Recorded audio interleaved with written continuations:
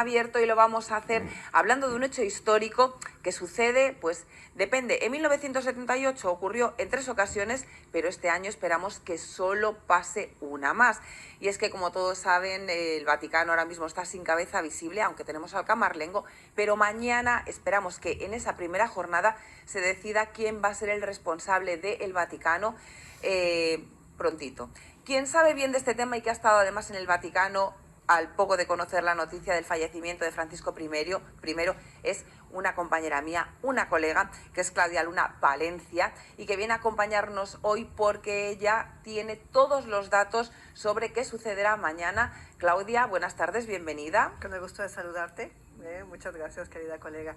Presidenta también de la Casa de México, como habrán podido comprobar por su acento, pero es la cercanía que tenemos con el Vaticano porque, Claudia, ¿qué día te fuiste tú para Roma y cuántos días has estado allí? Sí, de Casa de México en Málaga y Andalucía. Ajá, sí, o sea, perfecto, que encima le voy yo quitando aquí títulos a Claudia, por Dios, no.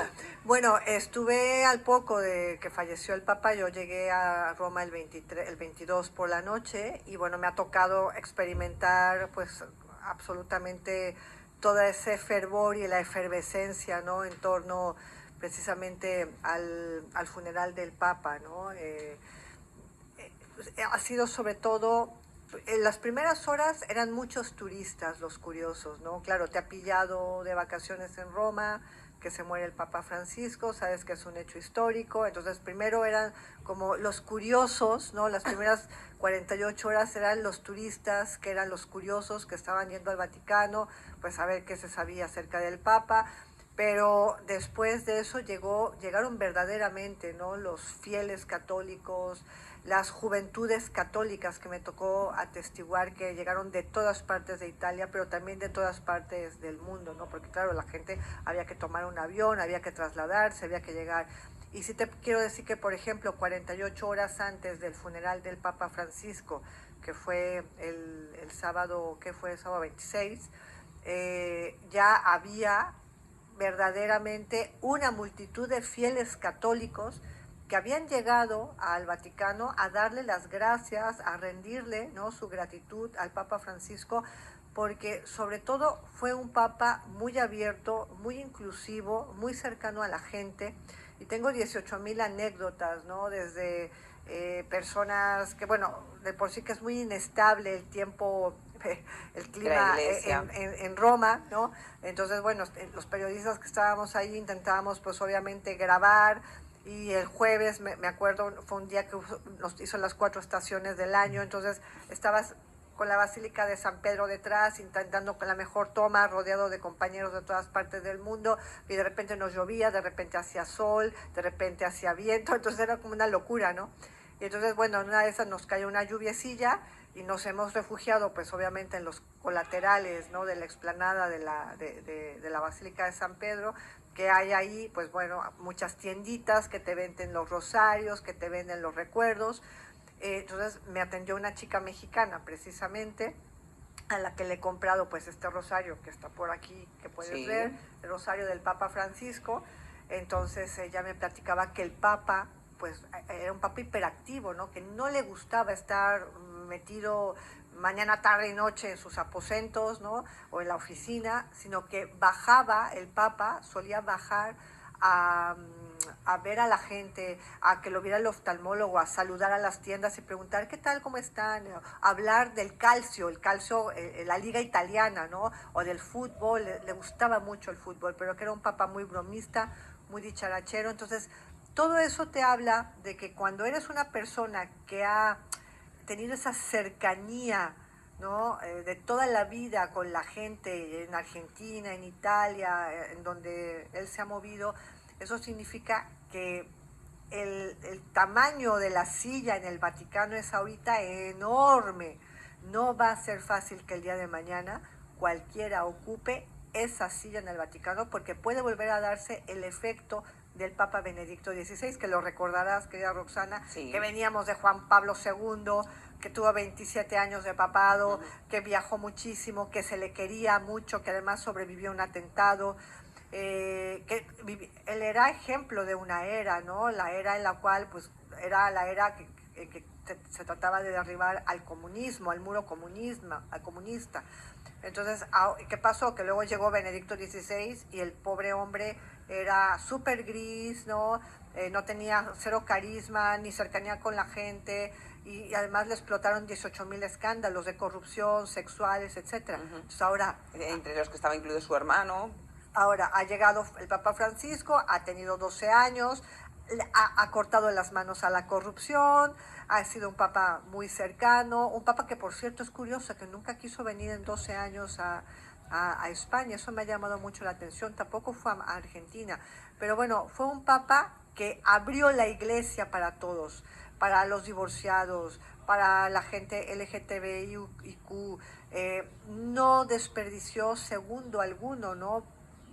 Con tal de mandar ese mensaje de que todos somos importantes para Dios. Entonces ahora, imagínate que venga una persona que sea un técnico, ¿no? Y que diga, no, pues ahora resulta que no caben en la iglesia, no pueden comulgar los divorciados, y que tampoco los homosexuales, y que tampoco tal, y que tampoco esto. Entonces, cuidado, porque es decir, nosotras ya tenemos una madurez, pero la Iglesia Católica no puede perder ni a los millennials, ni a la generación Z, ni a la generación Alfa, que son principalmente los jóvenes con los cuales Francisco más se trató de entender durante sus 12 años de papado, ¿no?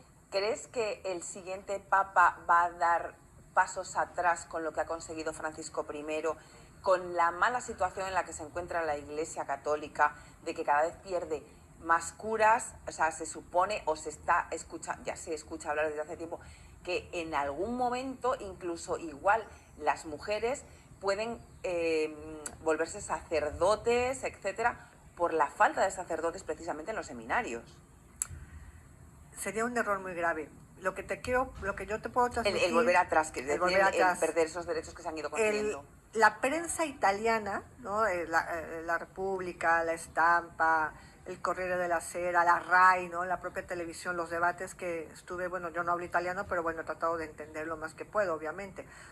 Los debates eran en torno precisamente a eso, ¿no? Que mucho cuidado con el que ahora se quede. Ellos hablaban mucho como de que ahora habría una transición, o sea, un papa de transición en lo que llega a alguien con esa fuerza vital y carismática que tuvo Juan Pablo II y que tuvo el Papa Francisco, y que además pueda continuar con la expansión de la Iglesia Católica en Asia, que era algo que fundamentalmente le preocupaba también al Papa Francisco.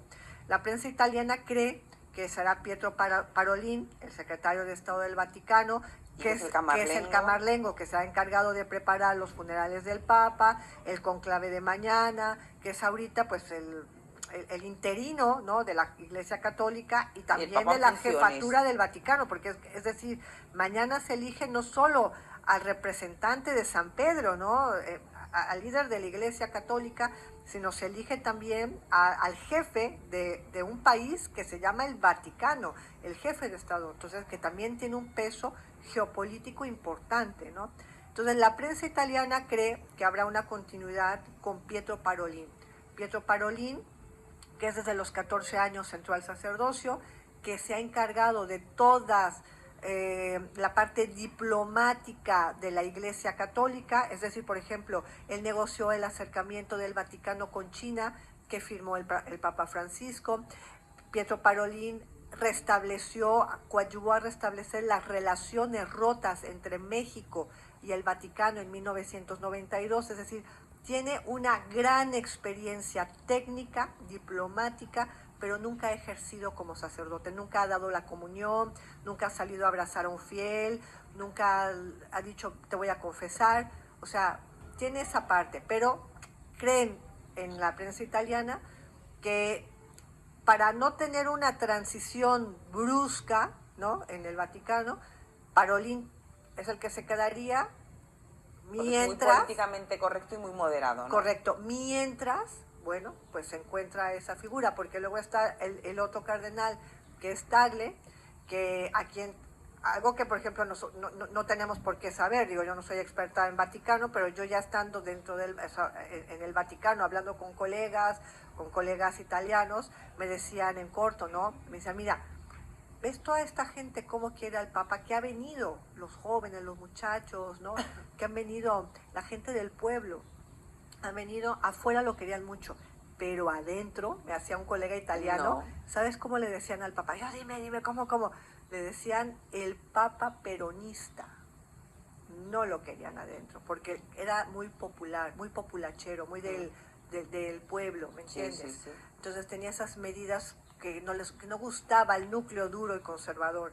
Entonces hay otro, que es el cardenal Tagle, que es filipino, muy amigo del Papa Francisco, que le dicen el Francisco de Asia, el Francisco filipino, que también suena, ¿no? Pero realmente creo que si hay ese núcleo duro conservador dentro de la Iglesia Católica, que ya quedó harto de Francisco, no creo que se vaya a decantar por darle continuidad, o no lo sé, igual y sí, quién sabe, ¿no? Porque claro, el Papa Francisco quería demostrar la austeridad con la que deben de vivir en la Iglesia también, ¿no? Que son, apoyamos a los pobres y demás, y ahora resulta que nosotros estamos aquí viviendo como mejor que los reyes.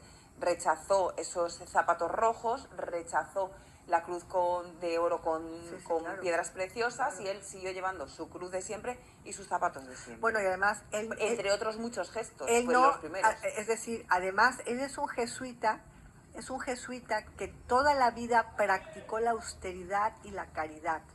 Es decir, no mintió, no era el que voy a decir, no, que soy muy austero y por detrás, no, voy a hacer todo lo contrario. No, realmente era un sacerdote jesuita, austero, humilde y que practicaba el voto de la caridad. Le interesaba mucho ese tema. Entonces, él no vivió en las dependencias papales, él vivió en Casa Santa Marta, que es una de las dependencias más austeras dentro del Vaticano, donde hay habitaciones para alojar pues sacerdotes que van ahí, huéspedes, etcétera, pero que, vamos, su habitación era una habitación con paredes blancas, con una cama, con una silla y con un armario.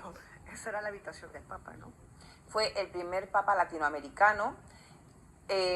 ¿Puede ser que el siguiente Papa, fuera de los que estamos diciendo ahora, de Parolin o Tagle, que sean como ahí el intermedio entre otro Papa con carisma, que el siguiente Papa sea un africano?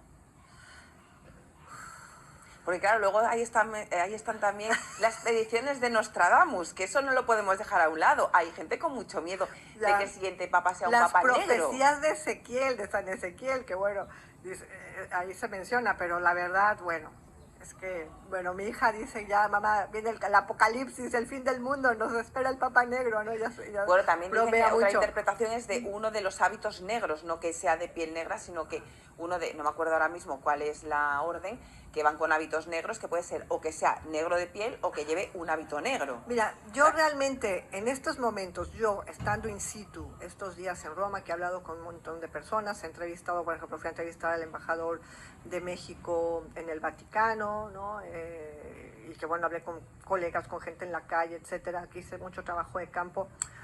Realmente en este momento hay dos corrientes. Está la corriente italiana pro Parolin, y la corriente asiática pro Tagle, ¿sí? Pero hay muchos asiáticos dentro de los 135. ¿Sabes qué pasa? Que el Papa Francisco hizo una reforma y entonces, como su intención era expandir la Iglesia Católica en Asia, creó nuevos, o sea, sí, hay nuevos asiáticos. Exactamente, asiáticos. Entonces, pero no van a llegar no te creas que está tan posicionado Tagle, ¿no? Entonces hay en este momento o el eurocentrismo o el Papa o Tagle como Papa, ¿no? Pero realmente no veo posicionado a un africano que no se le menciona. Bueno, pasaba lo mismo con Francisco, que jamás se imaginó que en 1000 años, ¿no? Se fuera a romper el eurocentrismo y llegase un argentino jesuita. Todo puede suceder, ¿no? Pero bueno, yo creo que entre cualquiera de estos dos estará. Porque, vamos, sería un error, ¿no? Sería un error repetir la experiencia que ya se tuvo con Benedicto XVI. Pero las quinielas allí en Italia, por lo que tú pudiste hablar con la gente en el tú a tú, ¿cuáles son? Parolín. O Pisabaya o Supi, pero realmente el que tiene, al que conocen la mayoría de los cardenales es a Parolín. Claro. ¿Y cuántas fumatas crees que vamos a ver mañana o mañana y pasado mañana? Yo creo que entre 2 y 3. Porque Francisco fue la primera, ¿no? O sea, o la segunda. El Papa Francisco creo que fue la segunda. Sí, creo que sí. Entre segunda, sí. Pero claro, ahora mismo que está así el panorama como raro, ¿no? Dentro de la iglesia. Sería muy sospechoso que en la primera votación se tuviera el 70%, ¿no?, de los votos a favor de Parolín, ¿no? Entonces yo creo que, bueno, veremos un poquito el show de la primera fumata negra y después, bueno, pues entre la segunda y la tercera yo creo que la fumata blanca. Yo pienso que ni los propios cardenales ni en general la curia vaticana están demasiado interesados en que tengamos un espacio de vacío, ¿sabes?, muy prolongado. No está la Iglesia Católica precisamente para aventar cohetes en el espacio, ¿no?, con todos los escándalos que hay de abusos sexuales en todas partes del mundo con la Iglesia Católica, ¿no? Entonces, creo que lo que más conviene en estos momentos es, continuar y seguir, bueno, pues ganando fieles, ¿no? Y otra cosa que a mí se me hace súper interesante es que cuando ya me tocó ver, bueno, pues el funeral del Papa, su traslado a Santa María la Mayor, esta basílica que además está a 6,5 kilómetros desde el Vaticano, ¿no? Una basílica preciosa que él eligió para reposar ahí en el Vaticano, que hay otras criptas de papas, pero de hace muchos siglos, ¿no? Clemente V está ahí, o sea, hay otros 2 papas que están ahí también, 3 papas con él. No, con él 4 serían.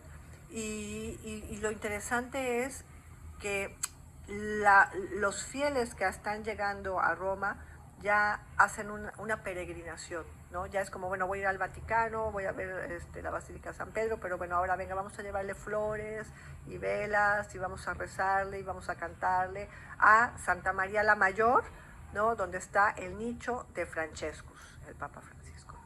Y en la Casa de México, ¿qué se escucha? ¿Cómo están los ánimos o cómo se vivió el fallecimiento de Francisco I? Bueno, con tristeza.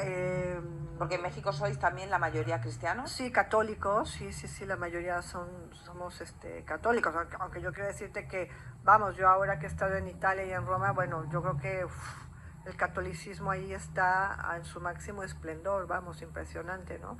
La marea humana de adolescentes, de muchachos que llevaban padres, sacerdotes de todas sus parroquias, bueno, fue impresionante, no sé, miles y miles llegaban. Sí, claro, sí, es que sí, la Iglesia Católica ahora mismo no se puede permitir el perder a toda esa juventud que ha traído Francisco I a la Iglesia en estos 12 o 13 años de papado. Claro. O sea, de hecho, yo conocí a José María del Corral. José María del Corral es un argentino que lo conoció al Papa Francisco, obviamente, en Buenos Aires desde hace más de 30 años. Era también sacerdote. Entonces, José María, cuando recién el Papa entró en 2013, a los 3 años, se fundó una fundación que se llama Escolas Ocurrentes, y tiene varias sedes, una de ellas en Madrid. Yo ahí es donde entrevisté a José María del Corral, porque él es el director de esta fundación creada precisamente con el favor del Papa, con la finalidad de acercar a los jóvenes a la iglesia, ¿sabes? Entonces plantaban un olivo de la paz, hacían muchas pláticas, mucha orientación, iban mucho a las escuelas, o sea, a no dejar a los jóvenes. Entonces ya han abonado mucho terreno. Y por supuesto que ese terreno abonado, pues ahora tiene que germinar, ¿no? Tiene que seguir germinando, ¿no? En el caso de México sí, hay muchos católicos. Es verdad que ha bajado un poco, ¿no?, los adeptos católicos, porque hay muchas religiones ya dentro, ¿no? Cristianos, evangelistas, etcétera, etcétera, ¿no? Entonces, claro, la gente ya tiene más opciones, ¿no? Pentecostés, no sé qué, para decidir, ¿no? Porque pues esto es lo que hay, libre albedrío, ¿no? En la Casa de México, pues obviamente nos ha sorprendido porque creíamos que el Papa pues iba a llegar por lo menos a mayo, ¿no? Que tú sabes que había planeado... Sí. De hecho, nuestra becaria Alexandra se va a ir para allí, estaban pendientes de si se celebraría o no. Claro, la gente tiene cogidos aviones, hoteles, claro, etcétera. Claro, entonces ya tienen inclusive el barco pagado y todo para trasladar el Cristo, la Virgen, no, las hermandades, etcétera. Entonces nosotros pensábamos, yo quería haber estado en mayo, ¿no? Precisamente con este tema, pero bueno, ahora esperemos pues que verdaderamente mañana tengamos ya Papa y que se pueda continuar, bueno, pues con todo lo que se tenía planeado, ¿no? Claudia no ha sido solo corresponsal en el Vaticano en estos días tan históricos, sino que ella habitualmente es la corresponsal en la Moncloa. Sí. Así que ella está metida en todos estos temas tan importantes y aún así saca tiempo para publicar Dónde habita el infinito, que es su poemario del que, bueno, pues dentro de poco hablaremos, porque he dicho, bueno, Claudia, como tenemos tanto que hablar contigo de todo lo que va a suceder mañana, vamos a hablar de Dónde habita el infinito en los próximos días, si te parece. Claro que sí. Pero es un poemario que ¿dónde podemos encontrar a la venta, Claudia? Bueno, ya está en la FNAC, en la Casa del Libro, en internet, en la editorial Al Golfo, en las editoriales, en las casas de libro andaluzas. Pero bueno, fundamentalmente en estos sitios, FNAC, Casa del Libro, lo podéis encontrar. Pues si ustedes quieren ir echándole un ojo antes de que Claudia nos visite, ya saben dónde comprarlo. Y si no, Claudia nos ha prometido que volverá en los próximos días para hablarnos de dónde habita el infinito y quién habita en el infinito. Eso, muchas gracias, querida Claudia, si te parece también, hablaremos contigo, pero más resumido, de lo que sucederá mañana, sí, claro, a toro pasado. Pero sí nos centraremos más en Dónde habita el infinito, de Claudia Luna Palencia. Así que te damos las gracias por acompañarnos. Al contrario, querida colega, muchas gracias. Encantadísima. Y sobre todo que te vaya muy bien en los próximos días hasta que nos acompañes de nuevo. Que así sea. Y un besito a tu hija, muchas que sabemos gracias. Que ha estado un poco malita. Sí, ahí, bueno, es la del apocalipsis, todos los días ahí va, viene el Papa Negro, el apocalipsis. Digo, no, tranquila, tranquila. No solo le pasa a ella, que le pasa a mucha gente, ¿eh? Lo que tenga que venir, vendrá, y no nos podemos preocupar por las predicciones de Nostradamus o de los mayas, porque siempre nos acogemos a lo peor. Somos muy alarmistas y somos una sociedad que vivimos en el caos. Así que vamos a poner un poquito de cordura en estos momentos de incertidumbre y nos vamos a publicidad, y a la vuelta ella va a poner también cordura a las personas que no se